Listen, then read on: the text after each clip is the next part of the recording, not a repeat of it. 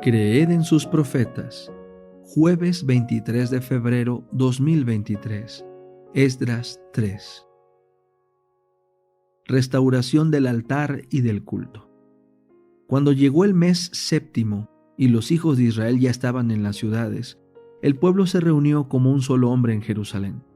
Entonces se levantó Jesúa, hijo de Josadac, con sus hermanos los sacerdotes, y con Zorobabel, hijo de Salatiel, y sus hermanos, y edificaron el altar del Dios de Israel, a fin de ofrecer sobre él holocaustos, como está escrito en la ley de Moisés, hombre de Dios. Construyeron el altar sobre su base, aunque tenía miedo de los pueblos de estas tierras. Sobre él ofrecieron holocaustos al Señor, los holocaustos tanto de la mañana como de la tarde. Después celebraron la fiesta de los tabernáculos, como está escrito. Asimismo ofrecieron diariamente el número de holocaustos de acuerdo con lo establecido, cada cosa en su día. Y después de esto, ofrecieron el holocausto continuo, los sacrificios de las lunas nuevas, los de todas las fiestas consagradas al Señor y los de todo aquel que hiciera una ofrenda voluntaria al Señor. Desde el primer día del mes séptimo, comenzaron a ofrecer holocaustos al Señor, aunque aún no se habían colocado los cimientos del templo del Señor.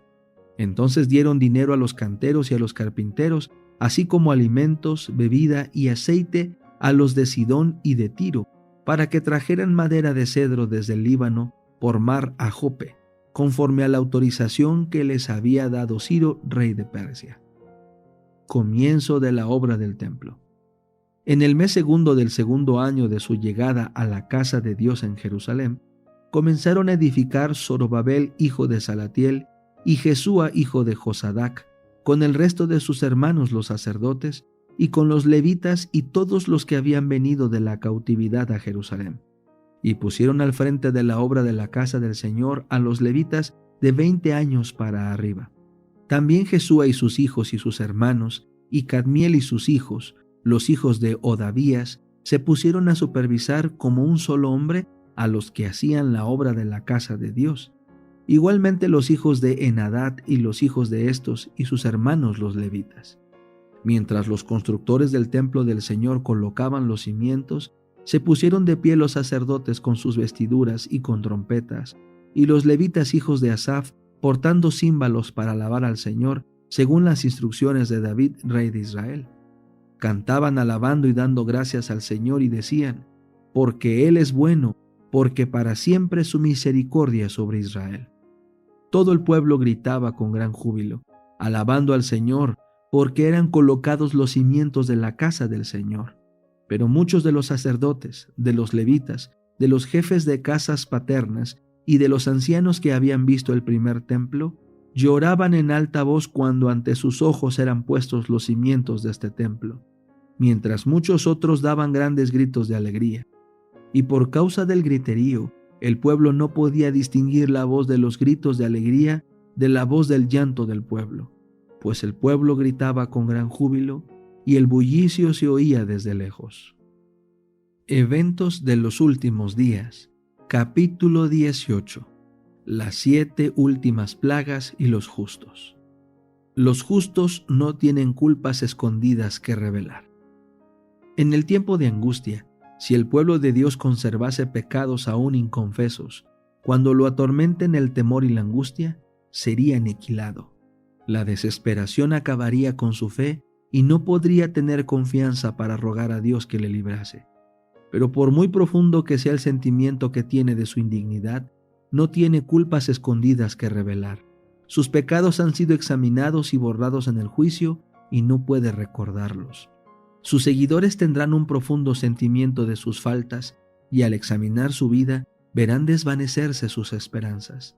Pero recordando la grandeza de la misericordia de Dios y su propio arrepentimiento sincero, pedirán el cumplimiento de las promesas hechas por Cristo a los pecadores desamparados y arrepentidos.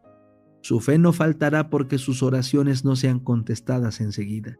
Se asirán del poder de Dios, como Jacob se asió del ángel, y el lenguaje de su alma será: no te dejaré si no me bendices. Los santos no perderán sus vidas.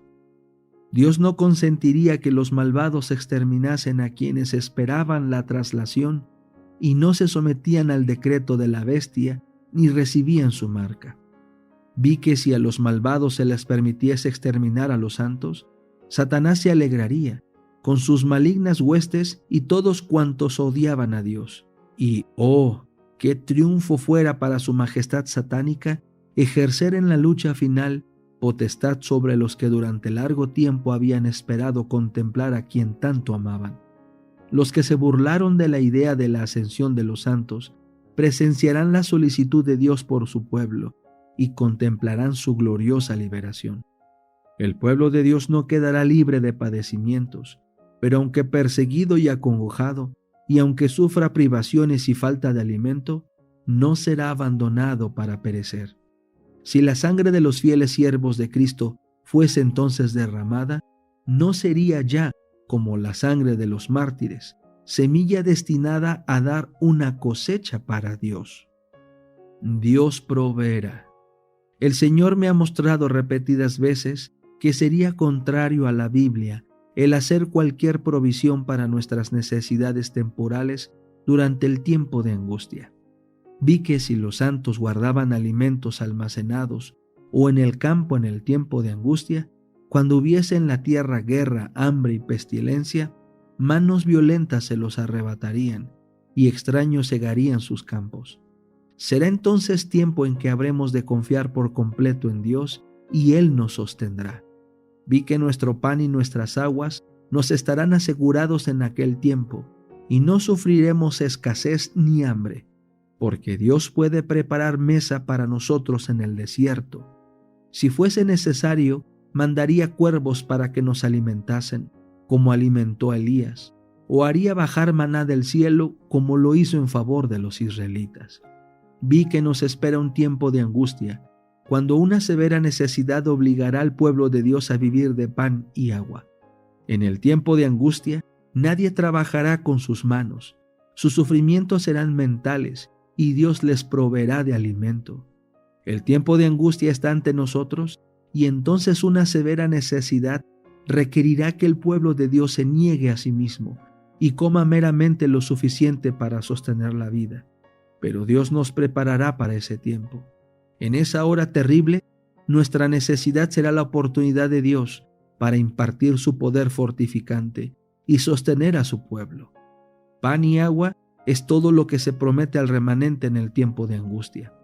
En el tiempo de angustia que vendrá inmediatamente antes de la venida de Cristo, los justos serán resguardados por el ministerio de los santos ángeles. No intercesor, pero constante comunión con Cristo.